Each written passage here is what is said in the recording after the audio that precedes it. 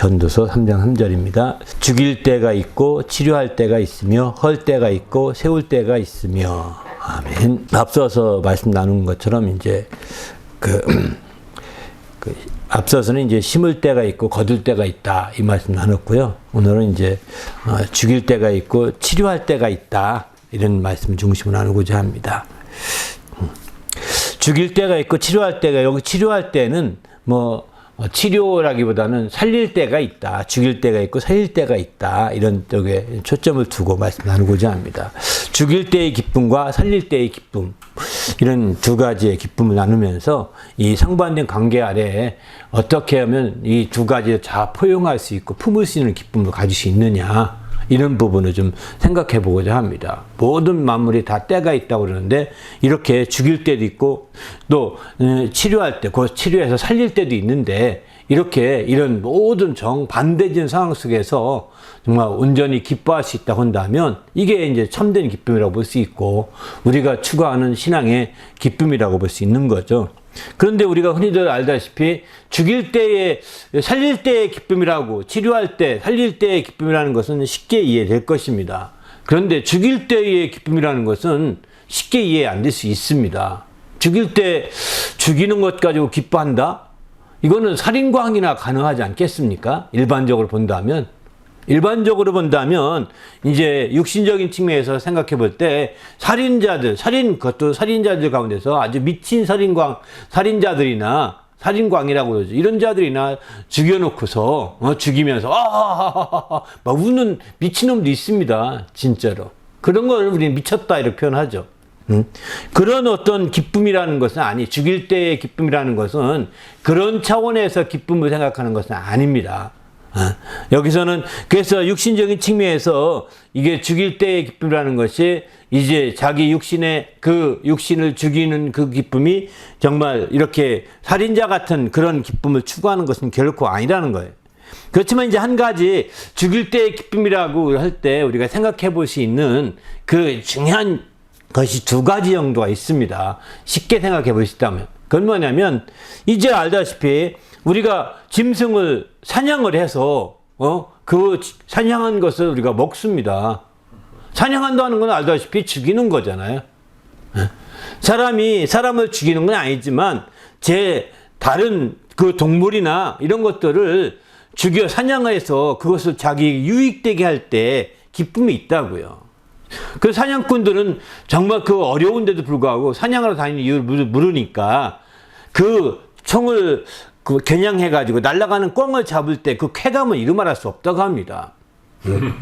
그 쾌감이 있다고 합니다. 그 날라서 걔들이 막 사냥개가 가서 막 꿩이 막 날아갈 수 있도록 막 쫓지 않습니까? 그러면 올라간다고요. 날아갈 때 그 탁 겨냥해서 잡으면 또 사냥개가 가서 그 떨어진 그 꿩을 물고 오거든요. 그렇게 해서 총을 착사할 때 빗나가면 그렇지만 정확히 관역에 맞춰서 이제 그 꿩이 떨어질 때 그 손의 맛이라고 그럴까, 이게 있다는 거예요. 또 낚시하는 사람들이 손의 맛 하면 낚시꾼들을 잘 알 수 있겠죠. 낚시꾼들이 그 낚시를 던집니다. 멀리 던져가지고 이제 손의 맛을 느낀다고 그러지 않습니까? 낚시줄이 탁탁 흔들리고 찌가 올라락 내려갈 때 탁 낚아채할 때 그 손맛은 그 낚시꾼만이 알 수 있다. 저는 낚시 많이 안 해봤지만 낚시꾼만이 알 수 있다고 그러거든요. 그러면 물론 진짜 낚시꾼들은 그렇게 했다가 놓더라고요, 보니까. 그런데 어떤 사람들 그거 갖고 와서 또 먹잖아요. 그러니까 그때에 먹으면서 정말 그 기쁨이 있지 않겠습니까? 사냥한 것이나 낚시했던, 사냥을 했던, 또 이렇게 그런 어떤 죽여서 마침내 그것이 자기의 식물이 되게 할 때, 다시 말해서 자기에게 유익이 되게 할 때 그 기쁨이 있다는 거죠. 그런 기쁨을 여기서는 생각해 볼 수 있는 거죠. 또 한 가지는 이제 우리가 짐승을, 특별히 염소나 양이나 소나 송아지나 이런 것들을 잡아서 제물로 드립니다. 내가 죽어야 할 죄를, 내가 대신 드려져야 할 죄를 대신해서 짐승들을 잡아 이렇게 드리지 않습니까? 이때에 내가 죽여야 할 걸 가지고 대신 죽어가는 대속하는 짐승도 될 때에 그때도 이제 식물은 아니지만 식용으로 하는 식물은 아니지만 그때도 이런 어떤 내가 죽여야 할 것을 드디어 내가 죽어야 되는데 여기서 벗어나겠다는 그 희열이 있을 거예요. 분명할 겁니다. 내를 대신해서 죽어지는 그런 동물이나 재물을 보면서 이제 그것도 내가 죽이는 것과 다름이 없잖아요. 내가 내주었고 내가 내 그 값을 주고 사서 그에게 대신 죽이는 것은 재상이 죽이지만 그렇게 내가 죽인 것과 똑같은 거죠. 내 죄 때문에 죽게 되는 거니까. 그래서 마침내 내가 죄악으로부터 완전히 벗어나고 해방될 수 있는 그런 좋은 기회를 갖게 될 때 그 기쁨이 있는 거죠. 우리는 이런 기쁨들이 이제 죽일 때의 기쁨을 엿보게 하는 거죠.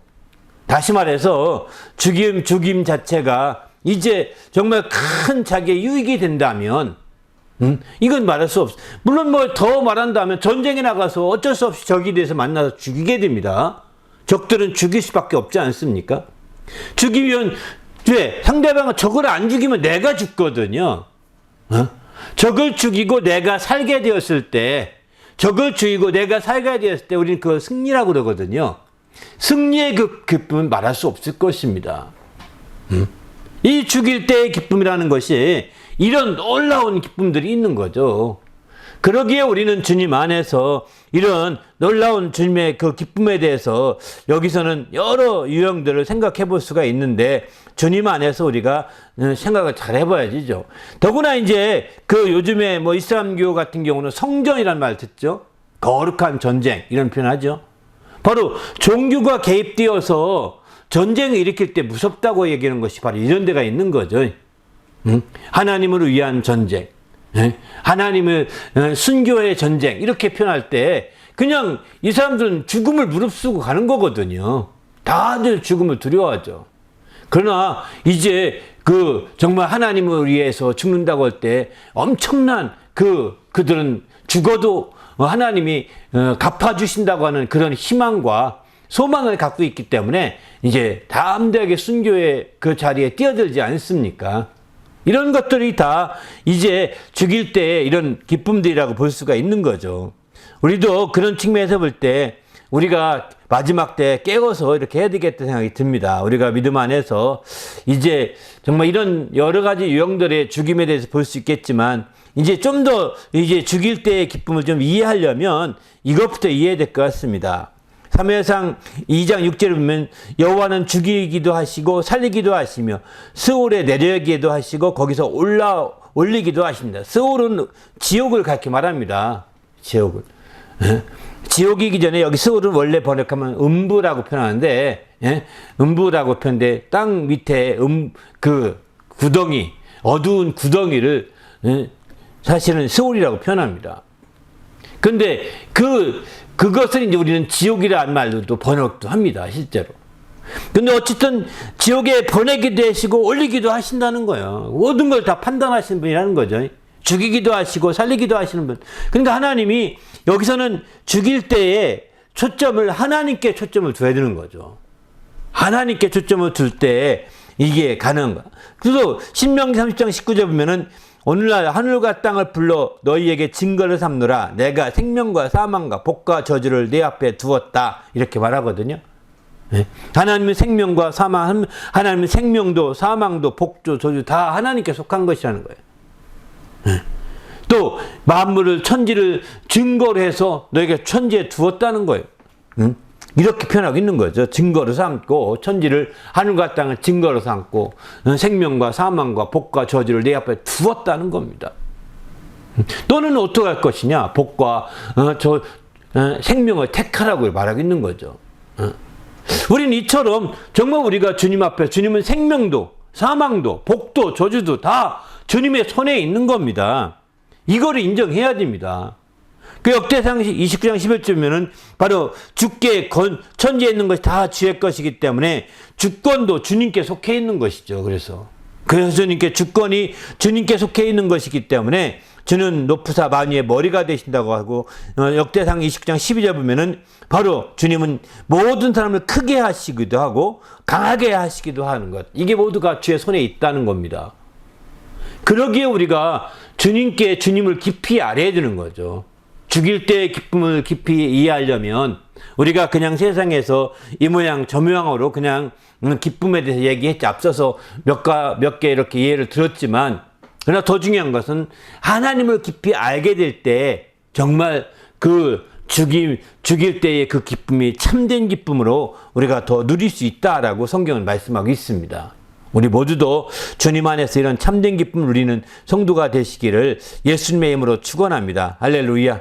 그래서 우리는 누구보다도 철저히 정말 깨어 있을 수밖에 없는 거죠. 깨어서 주의 뜻을 따라 나가되 하나님을 깊이 알고, 하나님이 죽이기도 하고 살리신 분이니까 하나님의 뜻을 따라 움직일 때 정말 내가 죽일지라도 기쁨이 있는 것이고 살릴지라도 기쁨이 있는 것, 이런 것이죠. 하나님 뜻과 무관하게 죽이면 자기의 그는 살인자에 불과합니다. 살인자는 반드시 죽이라고 이렇게 표하고 있거든요. 우리는 그러기 때문에 주님 안에서 적극적으로 우리가 하나님을 중심으로 한 이런 가치관을 가지고 하나님을 중심으로 한 모든 것들을 이해하면서 우리가 나가는 것이 가장 필요한 시점이라고 볼 수 있는 겁니다. 우리의 기쁨을 우리가 추구한다고 할 때 그냥 인간적인 어떤 감정적인 기쁨이 아니라 하나님을 바탕으로 하여 하나님을 중심으로 하는 그 기쁨이 우리가 될 때 죽일 때의 기쁨도 될 수도 있고 살릴 때의 기쁨이 될 수도 있는 거죠. 어찌 살릴 때의 기쁨이 죽일 때의 기쁨이 되겠습니까? 우리가 생각할 때는 이게 전혀 상관이 없는 것 같은데 하나님을 중심으로 이해해보면 이게 하나로 모아지게 됩니다. 신기하게.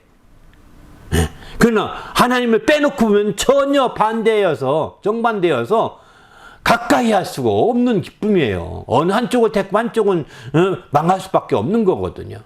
그러나 하나님의 가치관, 하나님의 초점을 두고 중심을 두고 이렇게 모아져 갈 때 죽이는 때든 살릴 때든 함께 다 이제 하나로 묶어지게 되는 것이죠.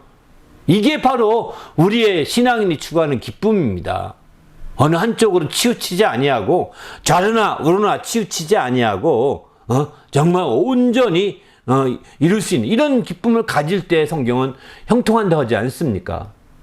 너는 좌로나 우로나 치우치지 말라 이러지 않습니까? 차든지 뜨겁든지 분명히 하라고 했는데 이렇게 여기서는 좌로나 치우치지 말라고 했어요.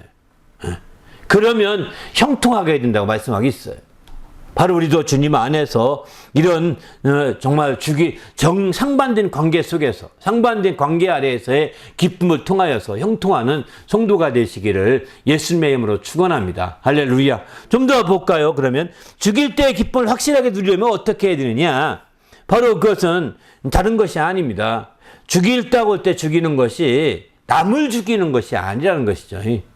물론 우리가 사냥감을 죽이고 적군을 죽이고 이렇게 하지만 또 원수를 죽이고 이렇게 할지 모르겠지만 성경은 정말 이렇게 말합니다. 남을 죽이는 데 초점 두지 말고 이렇게 자기를 쳐서 복종시키는 데 초점을 두는 것이죠. 로마서 8장 13절 보면 우리가 육신대로 살면 반드시 죽을 것이로되 영으로서 몸의 행실을 죽이면 살리니 이렇게 표현하거든요. 육신대로 살게 되면 죽음을 피할 수가 없다는 거예요. 죽여지게 되는 거죠. 육신대로 살면 내가 나를 쳐서 복종시키는 것이 아니라 죽임에 내주는 것과 똑같다는 겁니다. 그러나 이제 영으로서 몸의 행실을 죽이면 살리니. 그럼 몸의 행실을 죽인다는 건 무엇일까요? 그것은 바로 고린도전서 9장 27절 보게 되면 내가 내 몸을 쳐서 복종하게 하면 내가 남에게 전파된 후에 바로 도리어 버림될까 두려움이로라 이렇게 표현하거든요. 자기 자신을 쳐서 복종시키는 거죠. 정말 자기 자신을 쳐서 복종시키는 겁니다. 육신을 하기 싫은 걸 너 해야 돼. 그래도 이거 말씀 때문에 해야 돼. 내가 하기 싫은 것도 해야 되라고 하면서 네가 쳐서 복종시켜서 그 몸을 쳐서 복종시켜서 이제 영으로서 그렇게 하려면 그 근거가 있어야 되지 않겠습니까? 무조건 우겨서 할 때는 한계가 있잖아요. 근거가 뭐냐? 영으로서 해야 된다. 영이라는 것 같아요. 영은 하나님 말씀을 바탕으로 한 이제 그 영으로서 이제 바로 우리 몸을 쳐서 복종시킬 때 우리가 살게 되는 거죠. 바로 그렇게 되면 쳐서 죽이면 너 몸의 행실을 죽인다고 표현하겠습니다. 목숨을 끊어 죽이는 것이 아니라 몸의 행실을 죽이는 겁니다. 몸의 행실을 죽이는 거지 바로 목숨을 끊어서 자살하는 것이 아닙니다. 말씀을 통하여 자살하라 이런 뜻이 아닙니다. 자기 몸의 행실을 죽이는 것이죠. 이것은 그래서 우리가 흔히들 이제 남이 죽이면 살인이라고 그러죠. 살인. 자기가 자기를 죽이면 자살이라고 합니다. 둘 다 죄악입니다. 이것은 우리가 용납할 수 없는, 크리스찬으로서는 용납할 수 없는 겁니다. 모두 죄악이기 때문이죠. 근데 여기서 우리가 죽인다 할 때 자기 몸의 행실을 죽인다고 하는 것은 바로 하나님 말씀을 통해서 이제 자기 몸을 쳐서 복종시키는 것을 가르쳐 말하는 겁니다. 몸의 행실을 죽인다는 것은 그저 목숨을 끊는 거라든가 이 극단적인 그런 것들이 아니라 하나님 말씀을 통해서 자기 몸을 쳐서 그 말씀 앞에 복종시키게 하는 거죠. 그게 바로 이제 몸의 행실을 죽이는 거. 그렇게 되면 산다는 거예요. 몸의 행실을 죽이면서 기쁨 있지 않겠어요? 아, 드디어 내가 살게 됐구나. 드디어 내가 살 길이 열렸구나. 막 이러면서 한편으로는 몸의 행실을 죽이면서 자기 마음의 상처 때문에 또 자기 마음에 쓰라림이 있을 수 있겠지만 그러나 이제 그 결과 내가 살아날 수 있구나. 살 길이 열렸구나. 열리겠구나. 이런 어떤 소망과 이런 기쁨이 넘치는 것이죠. 우리도 주님 안에서 이런 기쁨이 넘치시길 바랍니다. 씨앗이 말이죠. 씨앗이 이제 껍질을 깨고 새싹이 돋아나게 됩니다. 그것도 적재한 때가 되면, 그죠? 봄이라고 하는 온도가 맞고 때가 됐을 때 껍질을 깨야 나오는 거죠. 그러나 알다시피 아무 때나 껍질 깨면 되니까요? 죽습니다. 겨울이라서 껍질 깨면 죽는 겁니다. 집안이라고 해서 흙도 없는데 껍질 깨면 죽는 겁니다. 따뜻하다고 해서. 그러니까 적당한 곳에 적당한 때에 이제 껍질을 깨야 되는 거예요. 아니 아무리 좋은 곳에 있어도 껍질을 안 깨면 뭐하는 이 껍질 깨는 것을 우리는 자기 몸의 행실을 쳐서 복종시키는 몸의 행실을 죽인다고 표현하는 거죠. 껍질을 깨는 겁니다. 이렇게 껍질을 깨고 벗어나야 되는 거죠. 파충류나 또 많은 곤충 같은 데서도 이제 껍질을 벗는 경우가 있지 않습니까? 우아하는 경우가 있지 않습니까? 이렇게 껍질을 벗어서 깨지 않으면 밖에서 깨면 죽습니다. 너 깨기 힘드니까 내가 해줄게. 죽어요. 스스로 나와야 되는 겁니다. 이거는 자살과 다른 거예요. 완전히 탈바꿈하기 위한 자기 몸을 쳐서 복종시키는 것. 이런 거죠. 신앙 안에는 여기 죽일 때의 기쁨이라는 것은 그런 류를 바라보는 것이 더 바람직할 것 같습니다. 그러면 오히려 그게 왜 그 기쁨이 죽일 때의 기쁨이 있느냐? 살게 되기 때문에 기쁨이 있는 거죠. 죽이면 죽이는 끝나지 그것이 마치 삶으로 탈바꿈하는 기회가 되는 거거든요. 우리가 아다시피 계란이 21일 만에 부화하게 됩니다. 계란이. 저 지난번에 어떤 유튜브 보니까 중국에서 얼마나 덥든지 계란이 다 부화가 됐대요. 얼마나 덥던지 그 암탉이 품지 않았는데도 그 뜨거운 열기에 그냥 집안에 계란이 다 부화가 됐다는 거예요. 그 병아리가 지금 막 왔다 갔다 한다는 거예요. 어미닭이 품어야 20일 동안 품어야 체온으로 품어야 그렇게 되는 거거든요. 그런데 이 열기가 37.5도 이상 열기가 계속 되니까 계속 되니까 이 20일 지나가니까 막 다 부화된 거죠. 어미가 없는데도 그때 막 다 부화 날짜가 됐을 때 안에서 스스로 껍질을 깨야 되는 겁니다. 그 껍질 안 깨고 엄마가 깨주겠지 하고 기다리면 죽는 겁니다. 네. 엄마는 지금 안에서 껍질 깨고 나올 때 도와줄 뿐인 거예요, 일부분. 어떤 경우는 안 도와주고 스스로 깨고 나오는 거고요. 이렇게 자기 스스로가 이렇게 깨는 게 정말 영으로서 몸의 행실을 죽이는 것과 똑같다는 거죠. 그래서 하늘의 미랄이 땅에 떨어져 죽으면 이라는 표현 하거든요. 죽으면 만인을 맺는다고 하는데, 이처럼 죽으면 게 아니라 하늘이 미랄이 땅에 떨어져 죽이면 이런 더 표현이 맞는 것 같아요. 미랄 떨어져서 죽음이라는 표현이 뭐냐면 죽이면이라는 표현이 더 합당하지 않을까 생각이 들어요. 스스로가 죽여지는 거거든요. 껍질을 깨고 양분이 되어 죽여지는 거거든요. 그럴 때 거기서 싹이 나게 되는 것이죠. 우리도 마찬가지인 겁니다. 우리도 이렇게 그러면 이 죽인다는 것이 끝나는 것이 아니라 오히려 죽이는 것이 사는 길이기 때문인 거죠. 그게 그래서 죽일 때의 기쁨이 있다는 거예요. 죽일 때의 기쁨이 죽이는 것 자체로 그 자체로의 기쁨보다는 이제 죽임으로 다시 살게 된다고 하는 그런 기쁨으로 우리의 신앙적인 측면을 바라봐야 될 것 같습니다.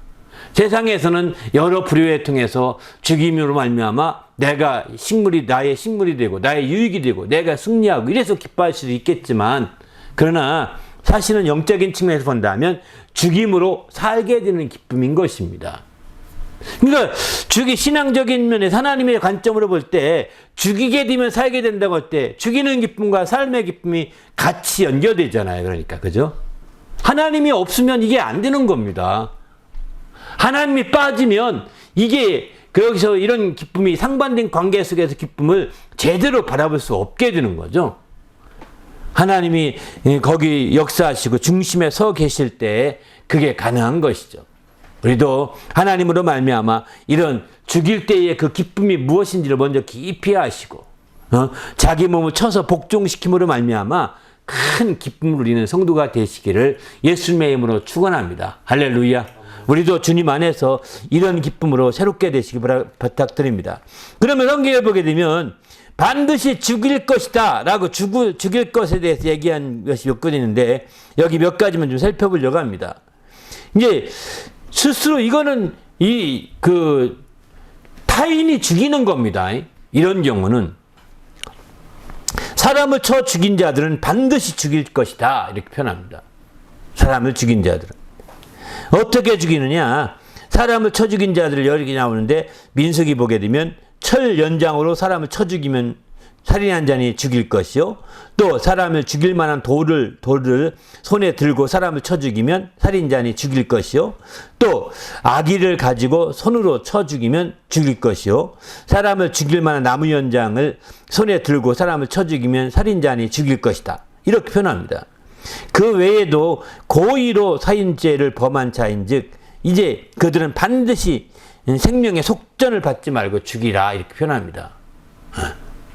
이게 사람을 자기를 죽이라고 성경은 말하고 있는 거죠. 우리가 자기 자신이 살기 위해서 자기를 죽이라고 하는데, 자기 자신이 살기 위해서 타인을 죽여버리면 이거는 죽여야 된다는 거예요.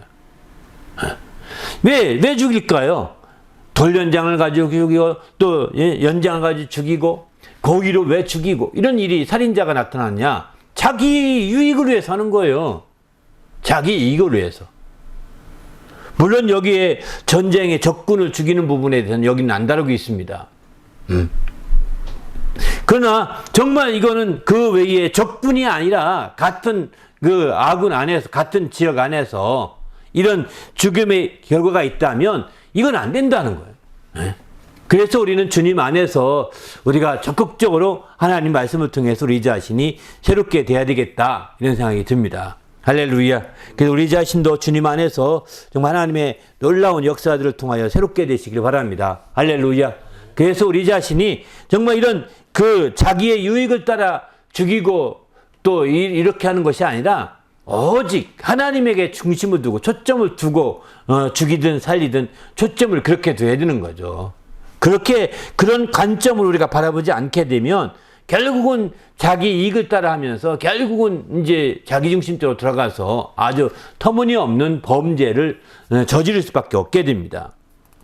또 사람을 죽인 동물도 죽이라 성경은 이렇게 말합니다. 또 그 외에도 짐승과 교합한 자는 죽이고 또 피를 보복한 자는 죽이고 또 하나님 앞에 이르지 아니한 자 미스바 정말 회개하기도 하고 다 모일 때 하나님과 상관없이 빠져간 자는 다 죽이라는 거예요. 이런 케이스를 본다면 이제 하나님께 초점 두지 아니하고 자기 이익을 추구한 자들은 죽일 것을 말하고 있는 거거든요. 반드시 죽이라고 할 때 하나님께 초점 두지 아니하고 이익을 추구해서 나가는 자들은 그들은 결국 살인자와 다름이 없다는 겁니다. 살인자와 다름이 없기 때문에 살인을 안 했을지라도 살인자와 다름이 없기 때문에 그들은 반드시 죽이라 이렇게 말씀하고 있습니다. 이런 측면에서 볼 때 우리가 신앙생활을 하면서 하나님 말씀을 따라 한다는 게 얼마나 중요한 건가 하는 걸 다시 한번 생각해 보게 됩니다. 그러면 아까 죽이게 되면 알다시피 살아난다. 자기의 껍질을 깨고 살아나듯이 살아난다고 했는데 이 살리는 기쁨을 우리가 한번 살펴보도록 하겠습니다. 살릴 때의 기쁨이라는 것은 뭐 많은 경우가 있지만 예수님은 이 누구보다도 이런 기쁨을 많이 누렸던 분이라고 볼 수 있습니다. 인자가 온 것, 내가 온 것은 양으로 생명을 얻게 하고 생명을 풍성히 얻게 하려 하는 것이라 이렇게 표현하시죠. 예수님은 생명을 얻게 하려고 정말 몸부림치였던 분이거든요. 생명을 풍성히 누리게 하려고 몸부림치였던 그런 분이시기 때문에 예수님의 이런 생명을 통해서 이제 그분이 그 살리는 역사가 엄청난 역사가 나타났죠. 가는 곳마다 살립니다. 예수님의 행렬은 생명의 행렬이라고 볼 수 있거든요. 그런데 사망 행렬이 부딪힙니다. 그럼 사망이 무너지게 됩니다. 저주 행렬이 부딪힙니다. 저주가 무너지게 됩니다. 사망 행렬 중에 대표적인 게 장래 그 행렬하고 만나죠. 예수님과 나인성 입구에 이르렀을 때 나인성의 어느 한 과부 아들이 죽어서 장래 행렬과 만납니다. 예수님과 함께 거의 정면으로 부딪히는 거예요. 그럴 때 예수님이 그 아들을 살려내지 않습니까? 살리는 거예요. 생명의 행렬이 사망 행렬을 무너뜨리게 되죠. 이런 일들이 성경에 여러 번 나오게 되죠. 또 저주라고 할 때 예수님이 지나갈 때 어떤 문둥병자가 옵니다. 그들과 부딪힙니다. 그 문둥병이 다 깨끗함을 얻고 소경이 나음을 얻고 안진병이 일어나고 중풍병자가 일어나고 이렇게 되는 역사가 나타나는 것, 저주들이 다 무너져 가는 것이죠. 네? 이런 살리는 게 다 저주가 무너지고 죽은 자가 살아나는 게 다 살리는 거거든요. 오늘은 죽일 때가 있으면 치료할 때가 있다. 치료라고 표현하는데 이 치료하는 거죠. 이게 다 살리는 거거든요. 이런 살리는 역사들이 정말 계속되고 있음을 우리 예수님을 통해서 알 수가 있는 거죠. 우리도 주님 안에서 이런 살리는 놀라운 역사들로 인하여서 새롭게 되시기를 예수님의 이름으로 축원합니다. 할렐루야. 그래서 우리 자신이 누구보다 이런 살리는 역사들이 정말 풍성히 나타난 분이 예수님이었고 예수님의 공생애를 통해서 잘 보여주고 있는 거죠.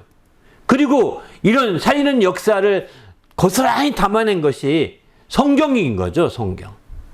요한복음 20장 31절 보게 되면 오직 이 성경을 기록한 것은 너희로 예수를 하나님의 아들 그리스도를 믿게 하려 하며 또 너희로 믿고 그 이름을 힘입어 생명을 얻게 하려 함이라 이렇게 표현합니다. 바로 예수 그리스도를 믿어서 생명을 얻게 하려는데 목적을 두고 이것을 기록했다는 겁니다.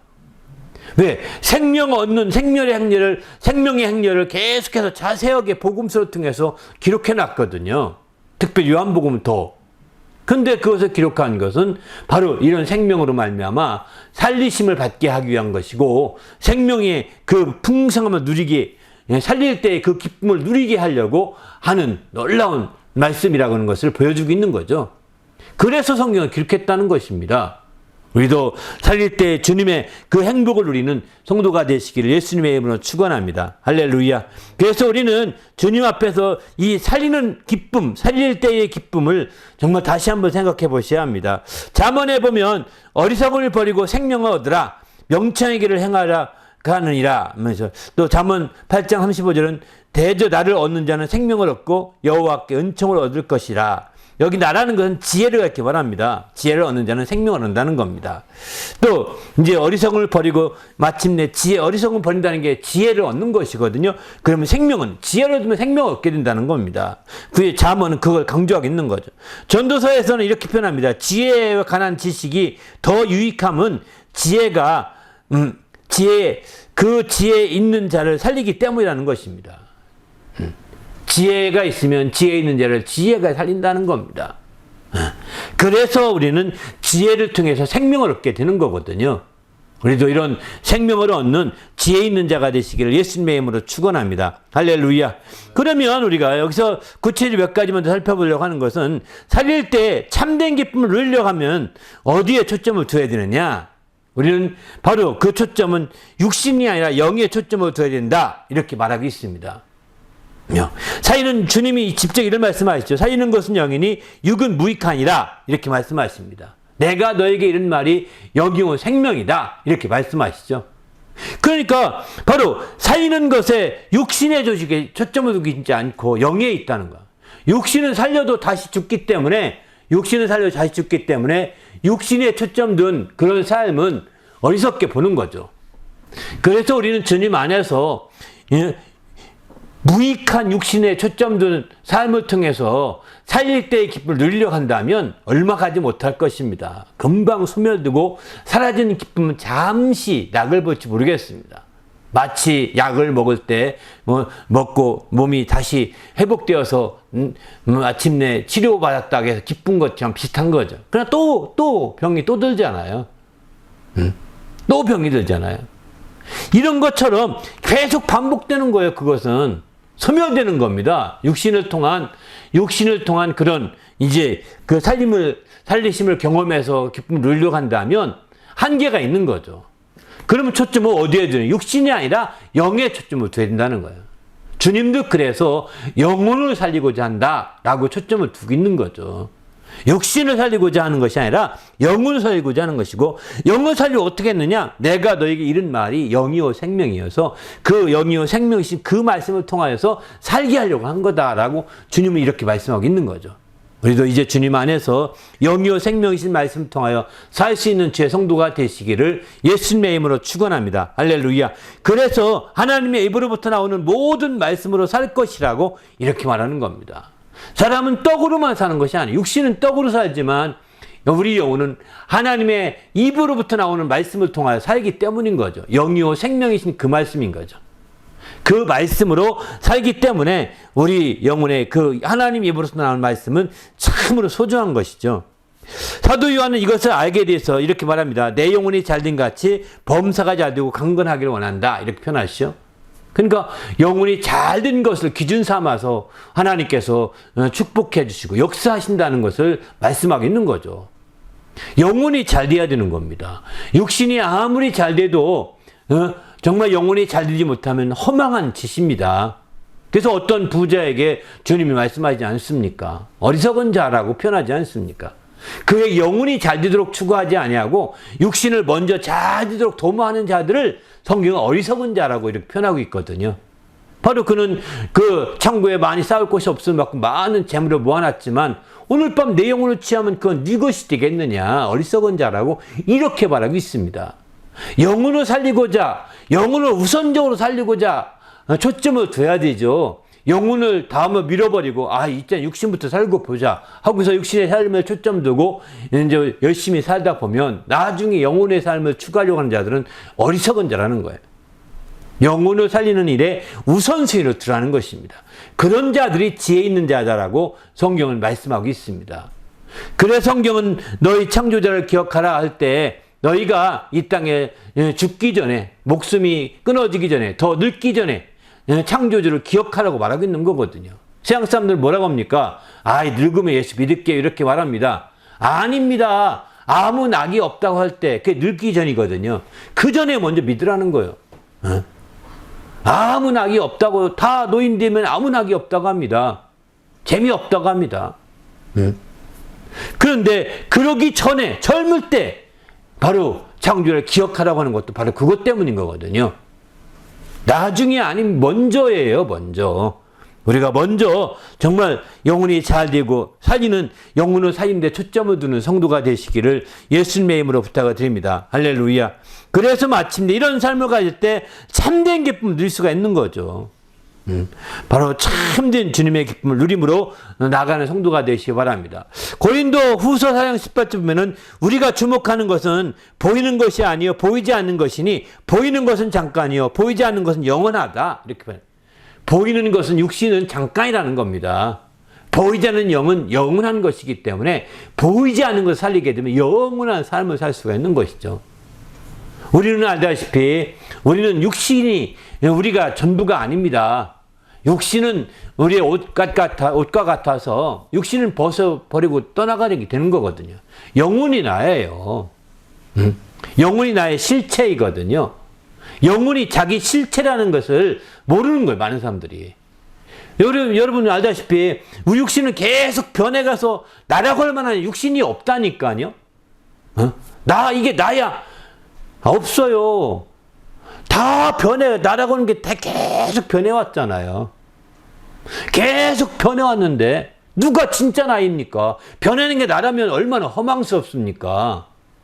그런데 이렇게 변해오는 나라고 말하고 있지만 그 안에 내가 있어서 나는 여전히 똑같은 내가 있거든요. 그 안에 똑같은 나가 누구냐? 영혼이에요. 하나님의 생기를 지음받은 영혼인 것입니다. 그 안에 육신이 변해가면서 이렇게 시각하고 달라질지라도 똑같이 변하지 않고 중심에 두고 있는 그 나가 영혼인 거예요. 그 영혼은 하나님의 생기로 지음받았기 때문에 전도서에 보면은 이제 그 육체는 흙으로 돌아가지만 영혼은 바로 하나님께로 돌아가게 돼 있습니다. 왜? 하나님께 생기로 지음받으니까 하나님께 가야 되는 거죠. 그렇기 때문에 우리는 우리 영혼이 하나님께로 갈 준비해야 된다는 것입니다. 하나님께로 갈 준비에게 꼭 필요한 두 가지 준비는 바로 하나님의 의로우신 같이 의로움으로 힘입어야 합니다. 하나님의 생명의 나라거든요. 영생의 나라거든요. 그런 것처럼 생명을 이 땅에 있는 등 얻어야 합니다. 생명이 없으면 정말 그날에 그분의 환영을 받지 못하게 됩니다. 그래서 의가 있고 생명을 가질 때 마침내 우리는 그분의 환영을 받으면서 이제 그날에 입상할 수 있게 되는 거죠. 그러나 의가 없고 생명이 없게 되면 마침내 그는 이제 쓰레기장에 가게 되는 건데 그 쓰레기장 이름을 지옥이라고 표현합니다. 우리는 주님 안에서 정말 마지막 때 우리 영혼이 이렇게 살아남으로 큰 기쁨을 누리는 성도가 되시길 바랍니다. 할렐루야. 그러면 어떻게 하면 살릴 때의 기쁨을 더 누릴 수 있을까? 성경 한 10가지 정도로 한번 생각해 볼 수 있습니다. 또 규례와 법도를 지키면 살리라 이렇게 말했거든요. 또 장대 위에 매달린 것을 보면 살리라. 이 놋뱀을 장대에 걸어놓고서 불뱀 부는 자들이 바라보라고 했거든요. 그거 보면 산다는 겁니다. 이건 비유예요. 마치 십자가 위에 매달려 죽으실 예수 그리스도를 바라보라는 것이 똑같은 비유이기도 합니다.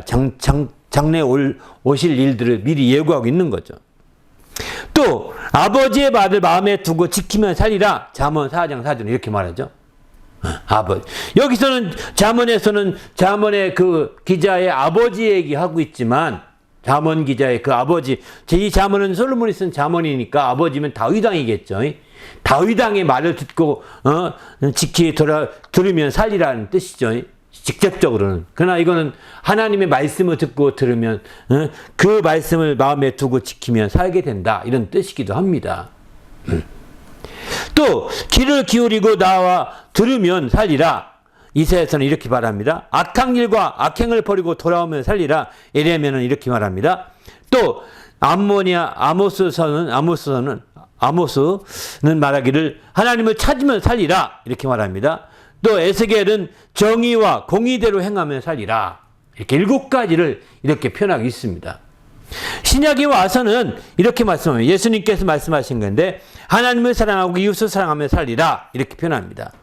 네? 바로 여긴 한 율법사가 나타나서 어떻게 하면 영생을 얻겠습니까? 이렇게 물어봤을 때 예수께서 율법이 그러면 무엇이라고 기록됐느냐? 이렇게 질문합니다. 그랬더니 율법사가 말하기를 마음을 다하고 성품을 다하고 힘을 다하여 주 뜻을 다하여 하나님을 사랑하라.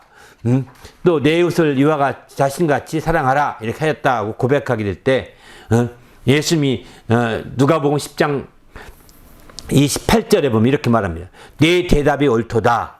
이를 행하라. 그러면 살리라. 이렇게 말합니다. 율법에 기록된 대로 마음을 다하고 성품을 다하고 힘을 다하고 뜻을 다하여 하나님을 사랑하고 내 이웃을 내 자신과 같이 사랑하라. 이것을 행하면 살게 된다는 거예요. 예수님이 직접 하신 말씀이죠. 이제 또 로마서 8장 13절 보게 되면은 육신대로 살면 반드시 죽을 것이요 영으로서 몸의 행실을 죽이면 살리라. 영으로서 몸의 행실을 죽이면 살리라. 이건 앞서서 말씀을 드렸습니다. 또 주 안에 굳게 선즉 이제 살리라 이렇게 표현합니다.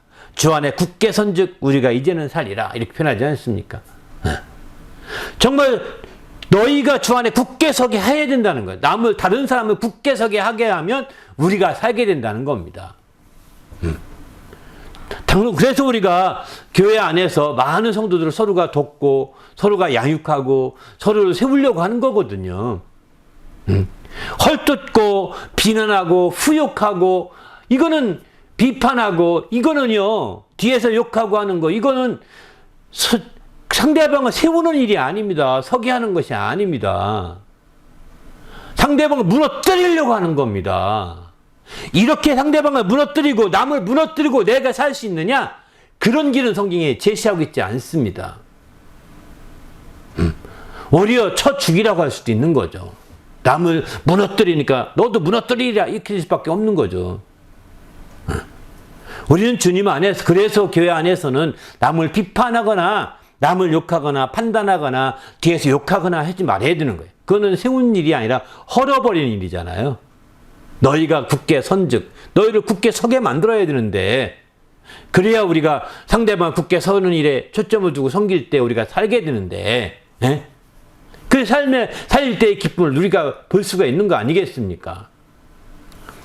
우리 모두도 이런 기쁨을 누리는 성도가 되시기를 예수님의 이름으로 부탁을 드립니다. 할렐루야. 그러면 어떻게 우리는 그 무엇으로 말미암아 살 수 있을까? 성경은 의인은 믿음으로 말미암아 산다. 이렇게 의인이 반드시 살리라. 이렇게 표현하고요. 또 그의 행한 공의로 살리라. 이런 말씀도 하고 그의 믿음으로 말미암아 살리라. 이런 말씀도 합니다. 또 요한복음에 보게 되면 6장 57절에 보면 예수로 말미암아 나를 먹는 자는 나로 말미암아 살리라. 이렇게 표현하시거든요. 또 복음으로 말미암아 살리라. 하나님의 능력으로 그와 함께 살리라. 이렇게 표현합니다. 7번째는 뒤로 물러가지 않는 믿음으로 살리라. 이렇게 표현하죠. 믿음 가운데도 뒤로 물러가지 않는 믿음이 필요하다는 겁니다. 이런 믿음으로 우리가 이렇게 살아가기 이런 믿음으로 말미암아 살 때 하나님의 놀라운 역사가 나타나게 되는 거죠. 살릴 때 내가 살고 또 남도 살릴 수 있는 것입니다. 내가 살고 남도 살릴 수 있는 길이 이런 데서 열리게 되는 것이죠. 우리도 주님 안에서 이제 주 안에서 살리는 놀라운 주님의 축복을 누리는 성도가 되시길 바랍니다. 할렐루야. 나도 살고 남도 살리고 내가 먼저 살아야 남도 살릴 수 있는 거죠. 내가 정말 생명을 얻어서 내가 사는 그 기쁨을 내가 살고 있는 그 기쁨을 내 영혼에 초점 둔 살리신 하나님 역사를 내가 누리며 살 때 내가 살게 되는 거거든요. 그래서 우리가 살아난 자들은 이제 마침내 또 남을 살리는 일에 초점을 두고 살리게 되는 거죠. 이 살릴 때의 그 기쁨 이루 말할 수 없지 않습니까? 왜 많은 사람들이 그렇게 많이 헌신하여서 또 다른 사람들을 인도하고 살리고 이끌고 이렇게 하려고 몸부림칠까요? 그것은 다 다른 것이 아닙니다. 살릴 때 그 기쁨을 느껴본 자들, 체험한 자들이기 때문에 그렇게 하는 거죠. 우리도 살릴 때 이런 기쁨을 누리는 성도가 되시기를 예수님의 이름으로 축원합니다. 할렐루야. 그래서 우리가 적극적으로 살리고자 해야 되는 거예요. 어디 가든 간에. 그래서 우리는 생명에 초점 둔 삶을 살 때 이런 놀라운 기쁨들을 누릴 수 있다는 것입니다. 먼저는 자기가 살기 위해서는 자기 몸을 쳐서 복종시키는 게 필요하겠죠. 그게 바로 이제 자기의 영으로서 몸의 행실을 죽이는 것입니다. 스스로 껍질을 깨는 것입니다.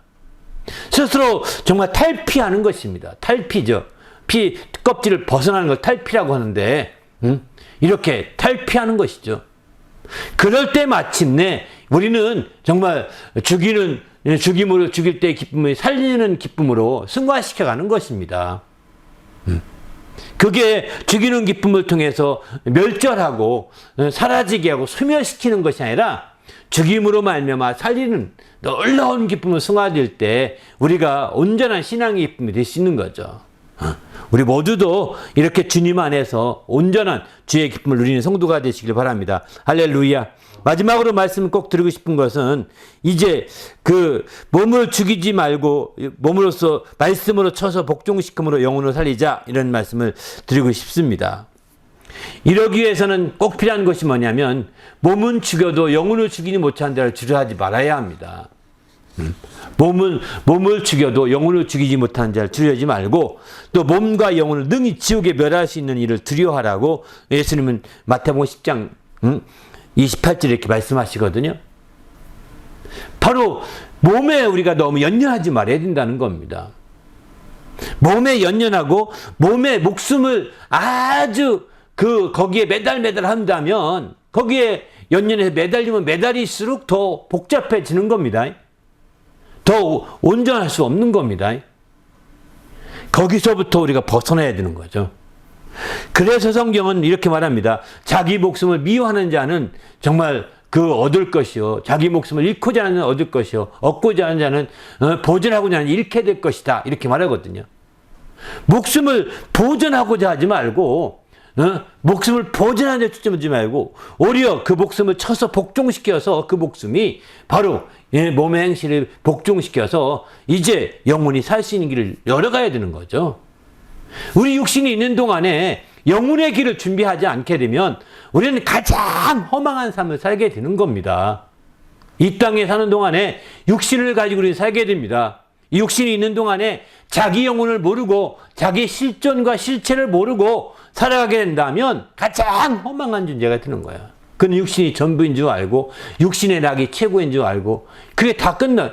얼마나 많은 자들이 육신의 낙과 육신이 전부인 줄 아는 자들이 허망하게 그 인생이 그렇지 허무하다고 말하고 있습니까? 왜냐하면 자기 실존을 찾지 못했고 자기 실제를 찾지 못했기 때문입니다. 바로 우리의 영혼이 자기 실제, 자기 자신의 실존이고 실체인데 그 실체를 찾지 못하니 방향을 못 잡은 것과 똑같은 거죠. 그러니까 빙빙빙빙 겉바퀴 둔 것과 똑같은 겁니다. 헛다리 잡은 것이죠. 우리도 이제 이런 헛다리 잡지 마시고 철저히 믿음 안에서 중심을 바로 잡아서 주 안에서 늘 새롭게 되는 성도가 되시기를 예수님의 이름으로 부탁을 드립니다. 할렐루야. 그래서 우리 자신이 이제 마지막 때 깨어있어야 되는 거예요. 디모데후서 2장 12절 보면 이런 말씀을 합니다. 바로 미쁘다 이 말이요. 우리가 주와 함께 죽었으면 또한 주와 함께 살 것이요. 이렇게 말하거든요. 그러니까 우리 영혼을 쳐서 몸의 행실을 죽이기 위해서는 주님과 함께 죽어야 된다는 겁니다. 주님과 함께 죽였으면 주님과 함께 될 것이라는 것은 주님과 함께 죽어야 된다는 거예요. 이 얘기는 무슨 얘기냐면 이제 우리가 정말 그리스도의 죽음을 짊어져야 된다는 걸 말합니다. 몸의 행실을 영으로서 몸의 행실을 쳐서 복종시키기 위해서는 그리스도의 죽음을 짊어져야 되는 거예요. 죽음을 짊어진다는 것은 무슨 뜻이냐면 예수님이 나 때문에 죽었다라고 늘 시인해야 된다는 거예요. 예수님이 나 때문에 내가 예수님 죽인 자다 이렇게 내 죄 때문에 예수님 죽으셨기 때문입니다. 이것을 짊어지게 되면 그 삶을 다시 얻게 되는 거죠.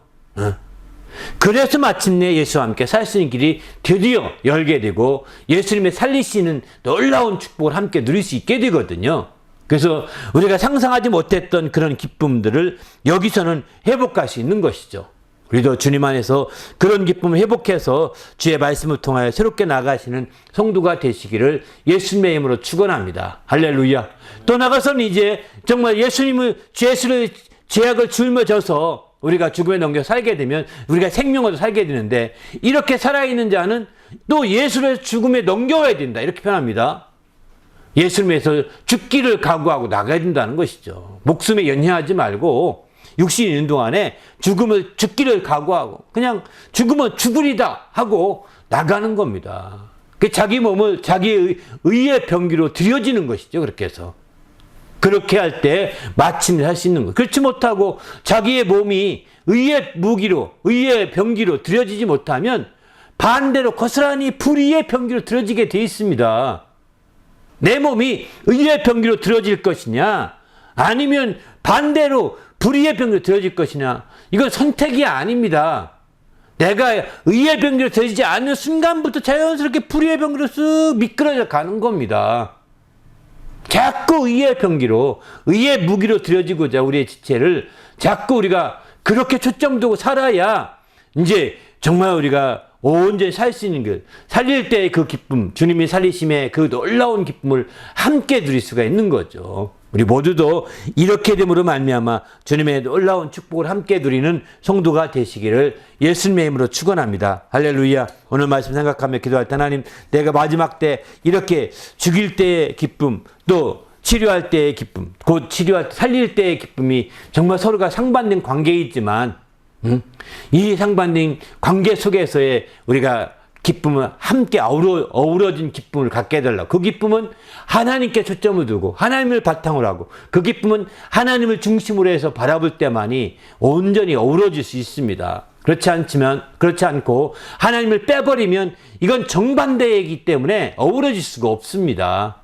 우리 모두가 주님 안에서 이런 놀라운 축복을 누리는 성도가 되도록 인도해달라. 오늘 말씀 생각하면서 간절히 상반적인 관계 속에서 죽일 때와 살릴 때의 그 기쁨을 함께 누리는 그 장성한 자가 될 수 있도록 축복해달라고 간절히 기도하겠습니다.